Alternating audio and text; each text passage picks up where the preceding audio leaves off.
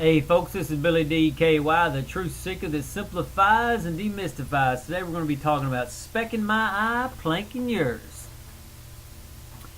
This video came about because people have been saying, hey, you're arrogant, you got a big ego, blah blah blah. So that's where this came about. And as I was dealing with them and thinking about it, because I made a lot of spiritual progress, I'm like, man, why am I getting these criticism? It's like I figured it'd sort of be the opposite of that, but it wasn't. And a lot of times that's how the spiritual path unfolds. It's the opposite of how you think it would be. And so once I figured it out, it pointed me back also to a Bible verse I remember reading a long time ago. And here's the Bible verse. It's Matthew 7:3. And why do you look at the speck in your brother's eye, but do not consider the plank in your own eye? Again, Matthew 7:3. And we need to back up a little bit. And so there's two fundamental problems. There's only two. Ego, pleasure. In this video, I'm just going to disregard pleasure for the moment. And I'm just going to focus on ego. So as you make real spiritual progress, the last problem to go is your ego. So as you make spiritual progress, you're calming down all those emotions. And the only thing that's left is that ego or arrogance, if you will. So as I'm able to steady my mind more and more to see and I have to steady it to see my own problems, and as I steady it to see it for myself, likewise, other people looking at me can see my arrogance and my ego too. So that's where they see the little speck in my eye. However, when I look at them, their minds are all ate up with ego everywhere, emotions everywhere, and I can't even really hone in on their ego because their mind's everywhere. It goes from one problem to the next problem to the next problem to the next problem. And and they're not able to see their problems, and it's hard for other people to see the problems, so they can pretend they don't have a big ego when their ego is bigger than mine, because I'm actually dealing with my ego. The only difference is you're able to see my ego because my mind is so steady.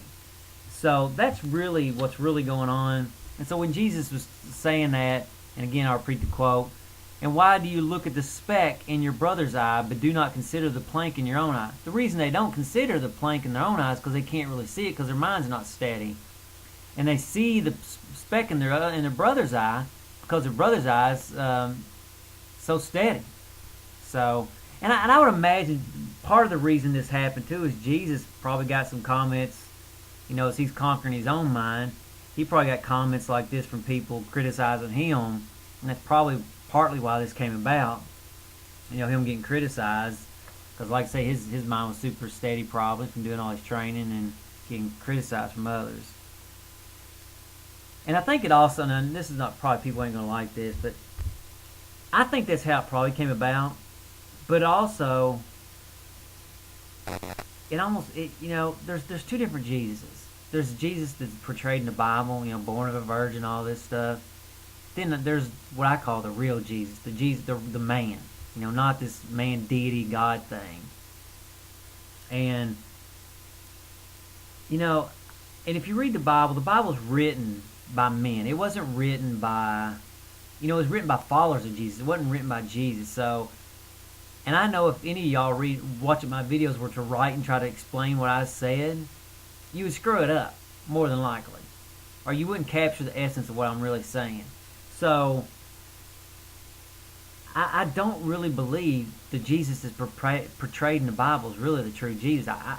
I think, and again, demystified, simplified. If you really look at it, they make him too mystical. Born of a virgin. That shows me ignorant people writing it because they can't handle the reality. He was born of man and woman. It's like, get back to reality. Why do you all of a sudden when you read the Bible do you get rid of all your good common sense? And there's a quote that said, science are questions that may never be answered. Religion is answers that can never be questioned.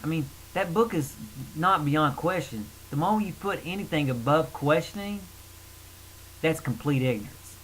And what you should do is there's a video out there on, I can't remember what it's a BS on Science Toolkit or something like that. And just why do you drop all your good common sense once it turns spiritual? It's ridiculous. You should never do it. That may be a tangent, but anyway, let's get back to that.